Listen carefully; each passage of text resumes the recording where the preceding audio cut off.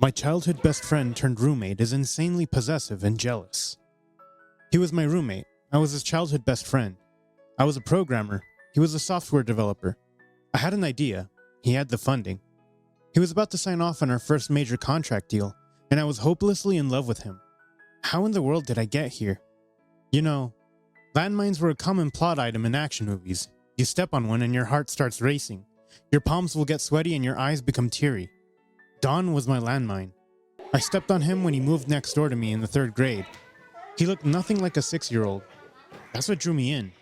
Now, 20 years later, I was still standing on the landmine called Donovan, waiting and hoping that when I took my leg off, he wouldn't go kaboom over my feelings.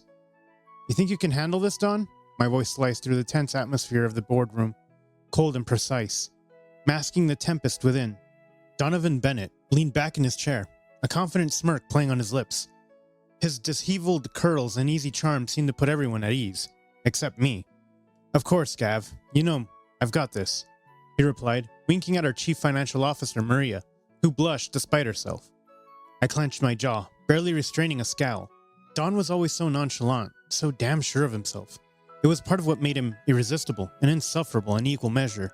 I tried to turn my attention back to the team meeting, but my thoughts drifted to the early days of our business. Back when it was just a dream we scribbled on the back of napkins in our college dorm. Your pitch is good, but your delivery is shit, Don had said one night as we sat in our cramped dorm, drowning in takeout boxes and enthusiasm. Yeah, that's why I have you, I teased, nudging him. Good thing I'm here to charm the investors, he shot back, his smile wide and infectious. Those days felt like a lifetime ago. Now, we were a small tech startup with a rented office space, a growing team, and the pressure of maintaining our success. It had been a journey, and somewhere along the way, my admiration for Don had morphed into something deeper, something more painful. I'd bury those feelings, hoping they'd stay hidden, but every one of his flirtatious smiles and casual touches reminded me of what I couldn't have. Gavin? Earth to Gavin.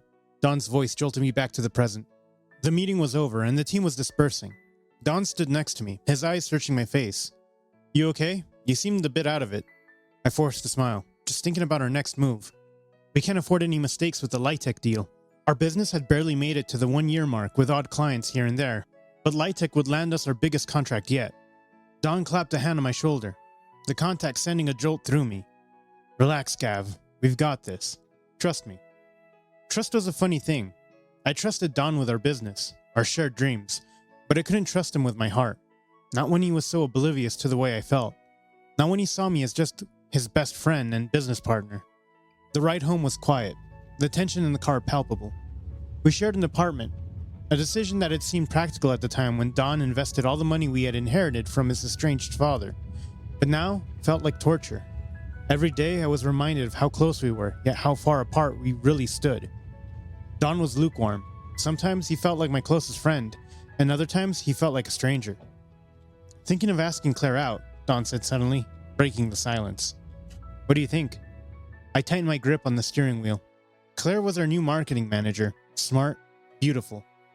Sure, why not? I replied, trying to keep my voice steady. Don laughed, a carefree sound that grated on my nerves. You're not much help, Gav. Should I go for it or not? You're a big boy, Don. Make your own decisions, I snapped, regretting it immediately when his smile faded. Geez, what's with you today? He muttered, staring out the window. The rest of the drive was silent, the weight of unspoken words pressing down on us. Back at the apartment, I retreated to my room, needing a moment to collect myself. My space was a stark contrast to Don's chaotic area, neat, orderly, a reflection of the control I struggled to maintain. I sank onto the bed, staring at the ceiling, wishing things were different. The sound of Don's laughter drifted down the hall. He was probably on the phone with Claire, charming her with that easygoing confidence. A knot tightened in my chest, a mix of jealousy and longing that I couldn't shake. I grabbed my phone and scrolled through the messages, anything to distract myself. An email from a potential investor caught my eye, and I dove into work. The familiar routine, a balm of my turbulent emotions. Hours passed, and eventually, the apartment grew quiet. I came out from my room, expecting to find Don asleep on the couch, but he was still up, nursing a beer and staring at the TV.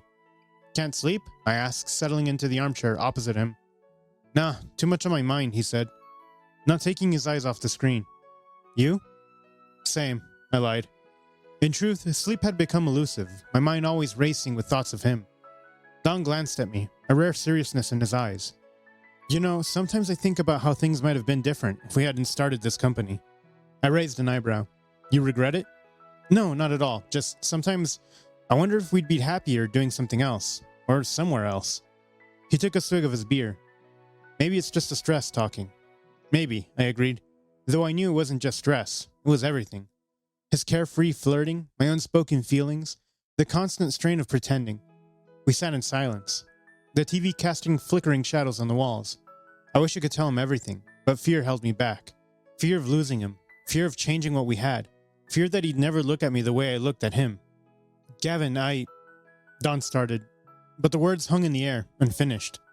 What? I prompted, my heart pounding.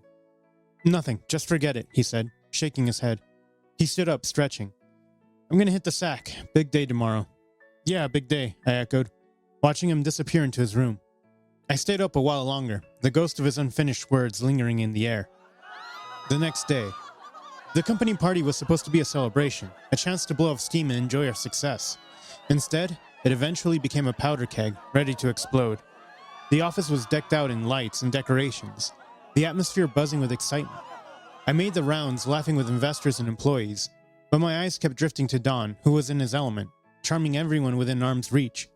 Hey, Gav, come join us, he called, waving me over to where he stood with Claire and a few others. I plastered on a smile and joined them, trying to ignore the way Claire's hand rested on Don's arm. Having a good time? I asked, keeping my tone light. The best, Don said, his eyes sparkling. He turned to Claire. Did I tell you about the time Gavin and I got lost in a city during our first investor meeting? I groaned inwardly. Not that story again. Claire laughed. Come on, I want to hear it. Don launched into the tale, adding extra details as he always did. I listened, a smile fixed on my face, but my mind was elsewhere. I needed a drink, something to dull the ache in my chest. I excluded myself and headed to the bar, where I ordered a whiskey. Neat. As I sipped my drink, I felt a presence beside me.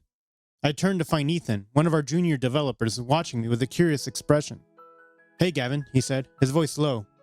Hey, Ethan, enjoying the party? I asked, trying to make small talk.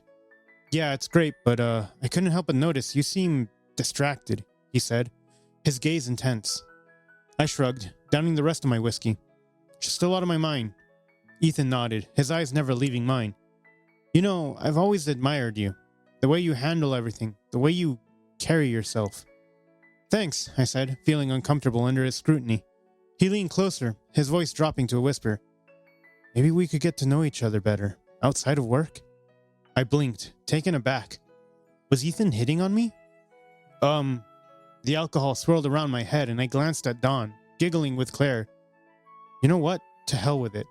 My gaze drifted from Ethan's soulful brown eyes to his puckered lips, as if possessed. I closed the distance between us and let out a sigh upon contact. He tried to guide my lips open with his tongue and it jolted me. I pulled back and looked around, suddenly aware of how close we were, standing in front of everyone. I don't think this is a good idea, I said carefully, trying to defuse the situation. Ethan's face fell, but he nodded. I understand. I just thought... Never mind. He walked away, leaving me feeling more unsettled than before. The kiss was nice, but it felt wrong. The night wore on, the alcohol flowing freely. I watched Dawn dance with Claire. My heart twisted a knot of jealousy and longing. A few minutes later, Dawn was gone, probably off to get Claire a refill. I needed air. I needed to escape. I slipped outside, the cool night air a welcome relief. I leaned against the wall, closing my eyes, trying to calm my racing thoughts. Hey, there you are. Dawn's voice broke through my silence. I opened my eyes to find him standing in front of me, a concerned look on his face. You okay? Yeah, just needed a break, I said, trying to sound casual. He stepped closer, his eyes searching mine. You've been acting weird all night. What's going on? Nothing, just tired, I guess. I lied, my heart pounding. Dawn frowned, not buying it. Come on, Gav, you can tell me. I looked away, unable to meet his gaze. It's nothing, Dawn. Really? Why are you so suddenly interested in my life? Nonsense, he said, his voice harsh. Something's been bothering you for weeks now. Just tell me. Dawn's words hit me like a slap to the face. I could feel my defenses crumbling, the walls I had meticulously built starting to crack. I couldn't keep lying, not to Dawn. I took a deep breath, trying to steady my racing heart.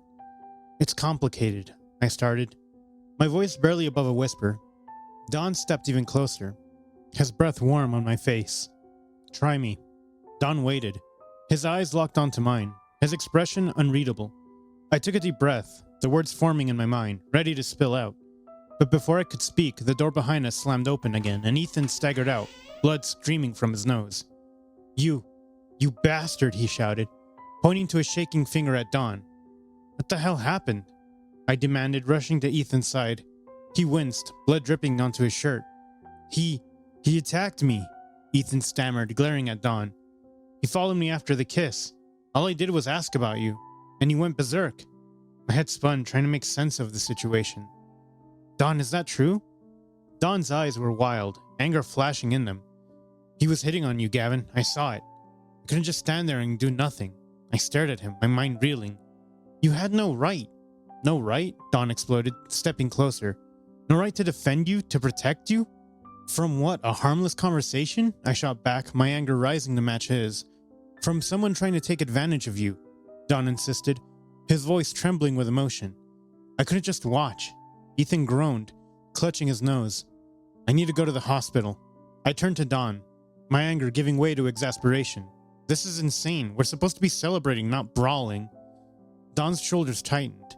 You don't have to turn your attention to the first man that comes your way just because you're lonely, I gasped, finding it difficult to breathe. Was that what he thought of me? Lonely and desperate? The only reason why I had no suitors was him. I saved it all for him. My first kiss, my virginity, my first actual date. The first kiss was gone, but still, my confidence wasn't through the roof. But I definitely wasn't ugly. I had suitors, but I turned them all down for his sake. Only for him to think I was desperate and lonely? The irony was not lost on me. To hell with you, Don, I spat, helping Ethan to his feet and guiding him towards the door. I need to get Ethan to a doctor. The ride to the hospital was tense and silent. Ethan winced with every bump, and I felt a pang of guilt. I should have handled things differently. Once we got to the hospital, I left Ethan in the capable hands of the ER staff and found a quiet corner to call a cab. I stepped into the cab. Where to? The cab driver asked, glancing at me through the rearview mirror. I hesitated, realizing I had no idea where I was going. 66 Emerson Road, I said, trying to sound cool and collected, but the quiver in my voice betrayed me. I needed to gather my things from our home, or rather the place I shared with Don. As the city lights blurred past, I fished a pen out of my pocket and found an old receipt. I needed to write Don a note, to explain, to confess, to unload the emotional baggage that had been weighing me down for years. The cab hit a pothole, and I nearly impaled myself with the pen. Great start. I took a deep breath and began scribbling. I explained how much I loved him and how unfortunate the circumstances were starting to look. I was tired of holding it all in. I added a snarky remark at the end. P.S. Don't try to hurt any more of my suitors. It's bad for business and my love life. I folded the note inside, confessing my love was hard. In less than 5 minutes, I was in and out of our home, with a duffel bag on my shoulder, and a note waiting to be read on the coffee table. The cabbie continued driving in circles, and I realized I had to give him a destination. The only place left was Grace's, Don's mother's house. She was like a second mom to me, and she'd probably give Don a good scolding. Sunflower Avenue, please, I told the cabbie, who nodded and made a sharp turn that nearly sent me crashing into the door. When I arrived, the porch light was on, and Grace opened the door before I could knock. Gavin, sweetheart, what are you doing here at this hour? I tried to muster a smile. Long story, Grace. Got room for a heartbroken techie? She pulled me into a hug. Always, darling. Come in. Tell me everything. Inside, Grace handed me a cup of tea and settled beside me on the couch. Spill, she commanded, her eyes twinkling with curiosity. I took a deep breath and recounted the night's events. Grace listened without interrupting, nodding sympathetically. Ah, my Donovan, she sighed when I finished. Always had a temper, that one, and clueless as a brick when it comes to feelings. I snorted. Yeah, well, he's done a number on mine. Grace patted my knee. Sweetheart, you need to get out of there. Meet new people. Forget about Donovan for a while. He needs to learn what he's missing. Grace, I don't think I'm ready to... Nonsense. I know just the person. My yoga instructor's nephew is visiting. Handsome, smart, single.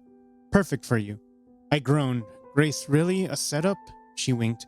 Trust me, a little distraction might be just what you need. The next morning, I woke up to the smell of bacon and coffee. Grace was already bustling around the kitchen, humming a tune. "Morning," she greeted me cheerfully. "Sleep well?" "Better than I expected," I admitted, taking a seat at the table. "Good. Now about that date." I buried my face in my hands. "Grace, can't we just eat breakfast?" She laughed. "Fine, fine. But after breakfast, you're meeting him. No arguments." As I nibbled on toast, I thought about Don, wondering if he'd found my note yet. The image of his face when he read it sent a shiver down my spine. I hope he wouldn't do anything stupid. Well, stupider than usual. After breakfast, Grace ushered me into the living room, where her yoga instructor's nephew, Ryan, was waiting. He was, I had to admit, quite good looking. Grace introduced us, beaming at both of us. Ryan extended his hand. "Nice to meet you, Gavin. Grace has told me a lot about you." I shook his hand, trying to hide my discomfort. "All good things, I hope." "Mostly," Ryan said with a grin. We settled into an awkward conversation about tech and yoga, with Grace hovering nearby like an overexcited matchmaker.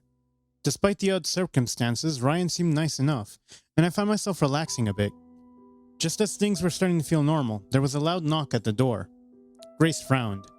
Now who could that be? She opened the door and there stood Don, looking disheveled and frantic, clutching my note in his hand. "Where is he?" he demanded. Grace stepped aside, letting Don storm into the living room, his eyes locked onto mine, and I could see the hurt and confusion in them. "Gavin, we need to talk." Ryan stood up, sensing the tension. "Maybe I should go." "No, stay," I said quickly. "Don, what are you doing here?" "I read your note," Don said, his voice rough. "And I can't believe you're just left like that." I stood up, my own frustration boiling over. "What did you expect, Don? You punched a guy because he was talking to me." "He put his lips on yours," Don retorted, his face flushing. I couldn't stand it. "So what if he was? I'm allowed to kiss, Don." Don took a step closer, his eyes pleading. "I know you are, but damn, is that all you came here to say?" I swallowed hard, the anger fading into sadness. Grace cleared her throat. "Maybe you boys should talk this out without an audience." Ryan nodded. "Yeah, I think I'll head out. Nice meeting you, Gavin." As Ryan left, I turned back to Don. "What do you want from me, Don?" He took a deep breath. "I want us to figure this out. I don't want to lose you, Gavin. Not as a friend, not as a business partner, and maybe not as something more." My heart pounded in my chest. "Are you saying you have feelings for me?" Don looked down, his shoulders tense, but his eyes were earnest, sincere. "I actually love you, Gavin. I've been a fool trying to hide it, and it worked because you were always there." I felt a surge of emotion, a mix of relief and fear. "Do you know how long I waited to come back to that house?" Alarm bells rang in my ear, and I pulled back. "Come back as what?" I took a deep breath. "The last of my defenses coming back up." "Come back as what, Don? Your roommate? Your best friend? Who you've been treating like trash lately?" My breath caught in my chest and I winced. "Just leave, Don. We have a major meeting next week. I'll work from home until then." 1 week later, I walked into the office, nerves tight. Today was the pitch to Litech, and the stakes couldn't be higher. The company's future depended on it. As I navigated through the maze of cubicles, I caught sight of Don, hunched over a stack of papers, his brow furrowed in concentration. He looked up and our eyes met. He flashed a smile, one that I couldn't help but return, despite my resolve to keep things professional. "Hey," he said, softly, standing up and walking over. "Ready for today?" "Absolutely," I replied, channeling all my anxiety into a facade of confidence. "This pitch is going to blow them away," Don nodded, his eyes lingering on mine. "I know it will." The meeting room was set, and I took my place at the head of the table. Laptop open, notes meticulously organized. The Litech executives filled in, their faces a mix of curiosity and critical assessment. As I launched into the pitch, detailing the innovative features we developed, specifically for high school students, I felt Don's supportive gaze steadying my nerves. After what felt like an eternity, I wrapped up the presentation. The Litech team thanked us and promised to get back with their decision before the end of the month. As they left, the room felt both heavier and lighter. Once the Litech team was gone, Don pulled me aside, his expression serious. "Gavin, we need to talk." I raised an eyebrow. "About?" "Us." He took a deep breath. "I know I've screwed up, and I'm sorry. My commitment issues, they're real and they're scary. I'm terrified that if we date and things go south, I'll lose you completely.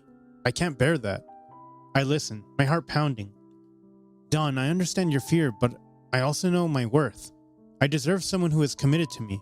I'm not settling for anything less." Don's eyes softened. "And you shouldn't. but I want to try. I want to prove to you that I can be that person. Give me a chance to show you." He leaned in and kissed me. His lips were warm, earnest, and as they moved against mine, I felt the walls I'd built around my heart start to crumble. When we pulled apart, I looked into his eyes and saw sincerity. "Okay," I said, my voice barely a whisper. "Prove it. I'll come back to the company, and I'll move back in." Don's eyes lit up with determination. "I will, I promise." As I turned to leave, Don's voice stopped me. "What about Ryan?" I couldn't help but smirk at the jealousy simmering in his tone. "None of your business," I replied, enjoying the moment. 2 weeks later. The next 2 weeks were a whirlwind of changes. Don went out of his way to prove his love in small but significant ways. Each morning I found fresh flowers on my desk and a handwritten note. The notes were simple, sweet. At home, he made sure that the fridge was stocked with my favorite snacks and cooked dinner for us, something he rarely did before. We spent evenings talking, laughing, and reminiscing about our shared past. He stopped flirting with others, his focus entirely on me. One night, while I was working late in the office, Don showed up with a takeout from my favorite restaurant. "Thought you might need a break," he said, setting up the bags on my desk. I smiled, grateful. "You know me too well." We ended up eating in the conference room. As the conversation flowed, our laughter echoed through the empty office. At some point, Don leaned over, his eyes locking into mine with intensity that made my breath hitch. He cupped my face and kissed me. Next morning, the sunlight streamed through the blinds, casting soft golden stripes across my bed.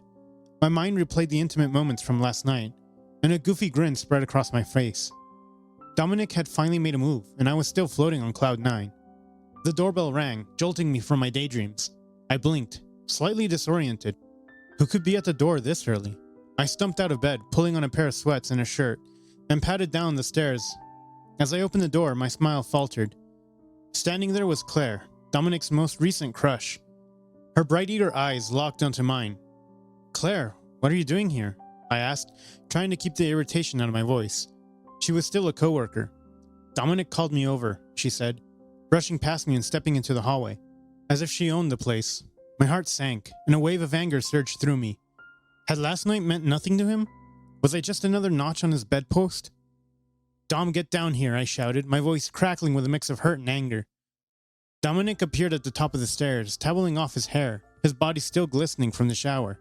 His smile faded as he saw Claire and the stormy look on my face. "What's going on?" he asked, his eyes darting between us. "Claire says you called her over," I snapped, folding my arms across my chest. Dominic's brow furrowed in confusion. "I did call her over. We were supposed to discuss a project." "A project?" I echoed, my voice dripping with sarcasm. "And when were you planning to tell me about this project, before or after last night's little performance?" Dominic's face softened and he took a step toward me. "Gav, it's not what you think. Claire and I—" "Save it, Dominic," I interrupted, the hurt bubbling over. "I thought we had something special last night, but clearly I was wrong." Turning on my heel, I stormed up the stairs, ignoring Dominic's calls after me.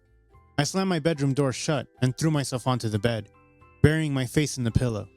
My chest ached with a raw, gnawing pain. The muffled sound of voices drifted up from downstairs, but I couldn't make out what they were saying. I squeezed my eyes shut, willing the tears to stay at bay. Maybe I was overreacting, but I was still hurt. Later that day, the office was a strange mix of the mundane and the absurd morning. My mind kept drifting back to the scene at home. Every time I thought about Dominic and Claire, a fresh wave of anger and hurt would wash over me. I glanced up from my monitor just in time to see Claire making a beeline toward my desk. "Hey, Gav," she started, her voice tentative. I looked up, trying to keep my expression neutral. "Claire, can we talk?" she asked, shifting uncomfortably from one foot to the other. I sighed and nodded, pushing my chair back. "Sure." We walked to the break room, which was blessedly empty. She perched on the edge of the counter while I leaned against the wall, arms crossed, defensively. "Look, Gav, I came to apologize," she began. "I didn't know about Dominic and you. He just asked me to come over for some project, and I didn't think twice about it." I studied her for a moment, trying to gauge her sincerity. She seemed genuinely contrite. "It's not just about last night, Claire. It's about everything. Dominic and it's complicated," I said, running a hand through my hair. "I get it," she said, nodding, "but there's something you need to know about Dominic. He's always been obsessive over you." I blinked, taken aback. "Obsessive? What do you mean?" Claire sighed, looking down at her hands. "He might not have shown it in obvious ways, but all the girls saw it. Every time you called, he dropped everything. Even when he was with someone else, he was always talking about you. I frowned, my mind racing. But why didn't he ever say anything? I think he was scared, she replied softly. Scared that you wouldn't feel the same way. Scared that he'd ruined the friendship. I stared at her, the pieces slowly falling into place.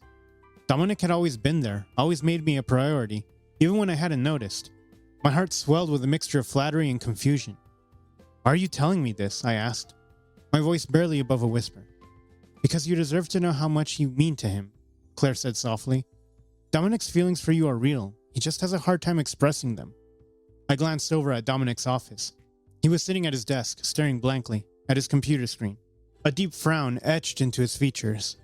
Thank you, Claire, I said, my voice thick with emotion. I appreciate you telling me, she nodded, giving me a small smile. Don't let a misunderstanding ruin what you two have. Talk to him, Gav. As she walked away, I turned my attention back to Dominic. My heart ached seeing him like that. He had always been there for me, even when I hadn't realized it. And now, knowing how much I meant to him, I felt both flattered and flustered. What should I do? The question lingered in my mind, but deep down, I already knew the answer. I stood up, my legs feeling shaky but determined. I walked over to Dominic's office, my heart pounding in my chest. He looked up as I entered, surprise flashing across his face. Gav, he started, but I held up a hand to stop him. We need to talk, I said, my voice steady. About everything. He nodded, looking both hopeful and weary. Okay, I'm listening. I took a deep breath, ready to lay it all out there. I know I was harsh this morning, and I'm sorry, but I need to understand where we stand, Dom. I need to know if you're ready to commit to this, to us. Dominic's eyes softened, and he stood up, walking around his desk to stand in front of me. Gav, I've loved you for a long time. I tasted a bit of what losing you would look like. I just didn't know what to tell you. I was scared my commitment problems would ruin us. I felt a tear slip down my cheek, and I laughed softly. You idiot. At some point, I wouldn't even have cared what you did as long as you loved me. He reached out, taking my hands in his. And let's make this work.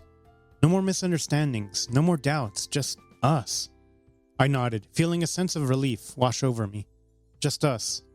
As we stood there, holding each other in the middle of his office, for the first time, I felt truly hopeful about our future together. Sometime later, after our reconciliation, life with Don felt like a new beginning. One evening after a long day at work, Don and I decided to have a quiet dinner at home. He'd insisted on cooking, which usually meant ordering takeout and arranging it artfully on plates. But tonight, he surprised me with a homemade meal. Spaghetti carbonara, my favorite. As we sat at the small kitchen table, candles flickering between us, I couldn't help but smile. You outdid yourself, I said, twirling a fork full of pasta. When did you learn to cook like this? Don shrugged, a shy grin spreading across his face. YouTube tutorials. Well, it's amazing, I said, taking another bite. But seriously, what's going on? You've been different. He reached across the table, taking my hand in his. I just want to show you that I'm serious about us. That I can be the partner you deserve. My heart swelled at his words. You already are, Don, just by being you. We talked about our future, making plans that seemed both exciting and surreal. Lying on a blanket side by side, we gazed up at the cosmos. Don pointing out constellations, his voice soft and soothing. Remember when we used to do this as kids? He asked. Yeah, I replied, smiling at the memory. We'd sneak out of our house and meet up in your backyard, just to watch the stars. Don turned his head to look at me, his eyes reflecting the starlight. We've come a long way, haven't we? I nodded, feeling a rush of emotion. And we'll go even further together. He leaned in, kissing me gently. Conclusion. The Light Tech project worked out beautifully, and it established us in the EdTech sector. Don's usual smirk turned into a smug smile. Grace described it as the Cheshire grin of a contented man. She wasn't wrong, and Don confirmed it every day with his constant gifts and tiny love letters. He was happy and satisfied. Grace still mentioned setting me up on a blind date every now and then to keep Don on his toes. I loved happy endings, and I was living in mine. Nothing lasts forever, but I sure hoped that we would.